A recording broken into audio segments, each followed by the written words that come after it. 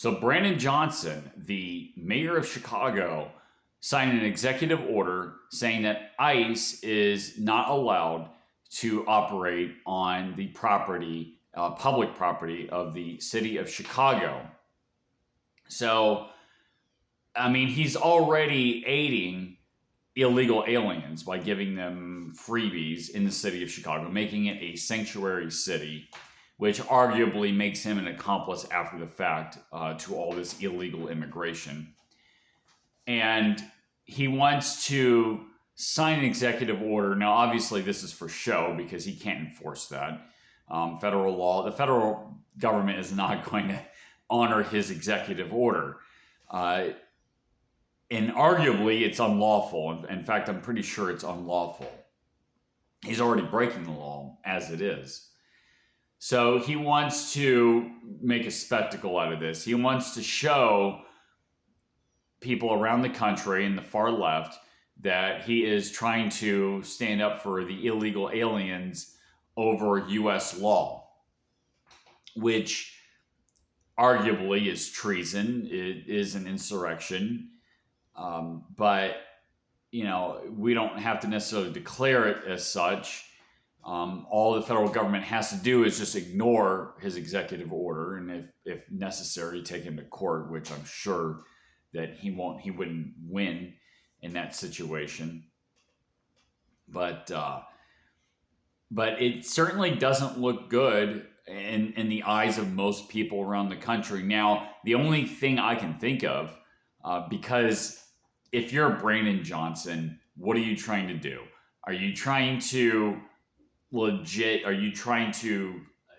actually stop ICE from operating, stop the federal government when you know it's popular around the entire country? Even in the city of Chicago, these illegals create a lot of problems. Think of the Venezuelan gang, Tren de Aragua, if I pronounced that right.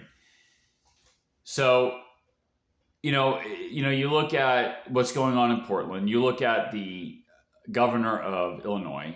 You look at Gavin Newsom, the governor of California, and you think that these Democrat so-called leaders are conspiring to try to create an insurrection, trying to create a quote-unquote opposition bloc.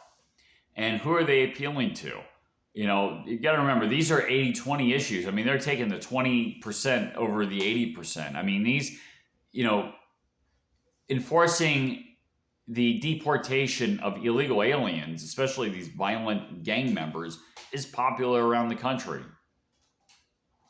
My thinking is that they're trying to create a situation where they're trying to create some kind of secession around the country. They're trying to create a bloc, a government bloc, to try to stop the populist agenda. Now, populism isn't perfect. Trump is certainly not perfect. I have criticized Trump before.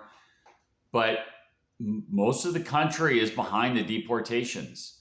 So when you see Brandon Johnson sign an executive order to try to stop it in the city of Chicago, what is he doing? What is he trying to do? Slow him down?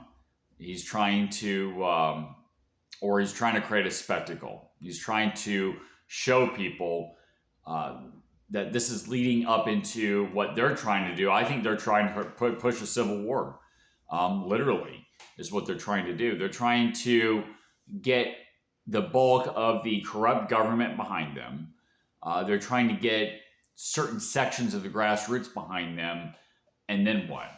I don't think they'd have a majority. And I don't think that even then, I don't think they would win. I think they would definitely lose unless they get foreign involvement, which is what I think the long-term plan is. I think they're trying to create as much chaos as they possibly can, blame the chaos on Trump, which clearly it's them that's starting it, and hope that they can get part of the public to go along with it.